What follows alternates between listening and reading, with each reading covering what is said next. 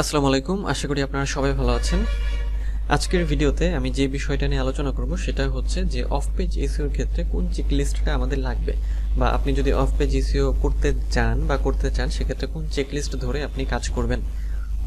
তো মূল ভিডিও শুরু করার আগে যদি আপনি আমার চ্যানেলে নতুন হয়ে থাকেন তাহলে আমার চ্যানেলটি সাবস্ক্রাইব করতে ভুলবেন না, আর যদি অলরেডি সাবস্ক্রাইব করে থাকেন তাহলে আপনাকে অসংখ্য ধন্যবাদ। তো চলুন এখন আমরা আমাদের ভিডিওর মূল টপিকে চলে যাই।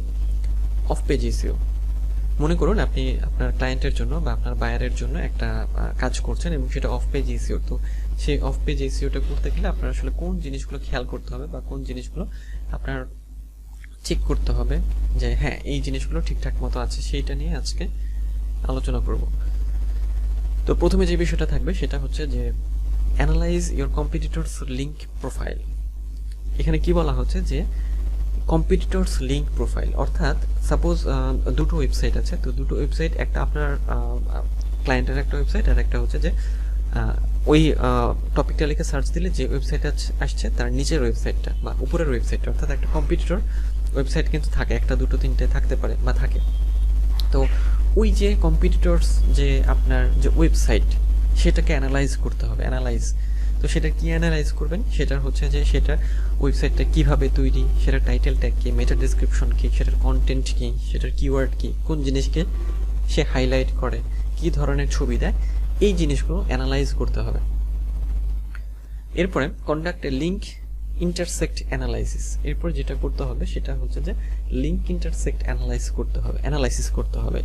এর মাধ্যমে আমরা কি জানতে পারবো, এর মাধ্যমে আমরা যে কিভাবে লিঙ্কগুলো তারা ইউজ করেছে সেই জিনিসগুলো আমরা খুব ক্লিয়ারভাবে জানতে পারবো।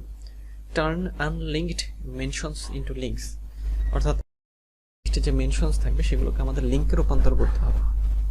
এটা খেয়াল করতে হবে যেটা আছে কিনা, না থাকলে করতে হবে। এরপরে find new link building opportunities, অর্থাৎ লিঙ্ক বিল্ডিং তো অফ পেজের ক্ষেত্রে গুরুত্বপূর্ণ একটা অংশ এবং লিঙ্ক বিল্ডিং করতে হয়। তো এখন এই লিঙ্ক বিল্ডিংয়ের ক্ষেত্রে দেখতে হবে যে নতুন নতুন কোন কোন উপায় থেকে বা কোন কোন জায়গা থেকে লিঙ্ক বিল্ডিংটা করা সম্ভব, এটা আমাদের অনেক কাজে দেবে বা এবং আমাদের লাগবে। এরপরে set up and optimise Google business profile, অর্থাৎ গুগল মাই বিজনেস, এটাকে সেট আপ করতে হবে এবং অপটিমাইজ করতে হবে। গুগল মাই বিজনেস অনেক গুরুত্বপূর্ণ, এটা আমরা সবাই জানি, এবং অফ পেজ এসইওর ক্ষেত্রে আপনাকে এটা খেয়াল করতে হবে যে গুগল মাই বিজনেসটা আছে কিনা। তারপর ক্লেইম এ গুগল ম্যাপস লিস্টিং, অর্থাৎ গুগল ম্যাপের যে লিস্টিং আছে সেটা ক্লেইম করা হয়েছে কিনা সেটা জানতে হবে। এরপরে খেয়াল করতে হবে ক্লেইম এ গুগল বিজনেস প্রোফাইল, অর্থাৎ গুগল মাই বিজনেস, অর্থাৎ প্রথমে সেট আপ করতে হবে গুগল মাই বিজনেস এবং এরপরে ক্লেইম করতে হবে গুগল মাই বিজনেস, এটা ক্লেইম করতে হবে আমাদের। এরপরে check the quality of your link building through the authority score, অর্থাৎ লিঙ্ক বিল্ডিংয়ের যে আমাদের কোয়ালিটি আছে, আমাদের লিঙ্ক বিল্ডিংয়ের যে কোয়ালিটি আছে সেগুলো অথরিটি স্কোর দ্বারা চেক করতে হবে এবং দেখতে হবে সেটার কন্ডিশনটা কেমন আছে। এরপরে check the quality of your link building through the number of unique domains, এরপরে যেটা দেখতে হবে যে লিঙ্ক বিল্ডিংয়ের যে কোয়ালিটি সেটা চেক করতে হবে কি দিয়ে, ইউনিক ডোমেইনসের মাধ্যমে, নাম্বার অফ ইউনিক ডোমেইনসের মাধ্যমে চেক করতে হবে এটা আমাদের। Check the quality of your link building through the topical relevance, আচ্ছা আমরা যে লিঙ্ক বিল্ডিং করছি বা লিঙ্ক বিল্ডিংটা আমাদের করা হচ্ছে সেটা টপিক্যাল রিলেভেন্স হিসেবে কেমন আছে বা সঠিক হচ্ছে কিনা সেটা চেক করতে হবে। এরপরে check the quality of your brand building through brand searches, অর্থাৎ আমাদের যে ব্র্যান্ড আমরা তৈরি করছি সেটার কোয়ালিটিটা কেমন হচ্ছে সেটা কিভাবে চেক করবো আমরা, ব্র্যান্ড সার্চেসের মাধ্যমে।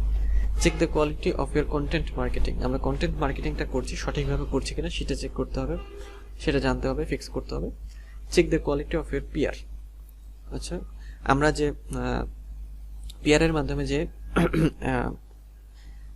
কাজটা করছি বা ওয়েবসাইটটা কাজ করছে তো সেটা চেক করতে হবে। Check the quality of your PR, অর্থাৎ পাবলিক রিলেশনের বিষয়টা বলা হচ্ছে। Check all citations of your business, অর্থাৎ বিজনেসের জন্য বা আমাদের ওয়েবসাইটের জন্য যে সাইটেশনগুলো আছে সেগুলো ঠিকঠাক মতো আছে কিনা সেগুলো আমাদের চেক করতে হবে। তো এই যে 14টা পয়েন্ট বা 14টা বিষয়, এই পয়েন্টগুলো আসলে খেয়াল করতে হবে যে অফ পেজ এসইও কাজ করার সময় এইগুলো ঠিকঠাক মতো পূরণ করা হচ্ছে কিনা বা পূরণ করা যাচ্ছে কিনা। তো এই ছিল আজকের ভিডিও, দেখা হবে পরের ভিডিওতে, সে পর্যন্ত সবাই ভালো থাকবেন।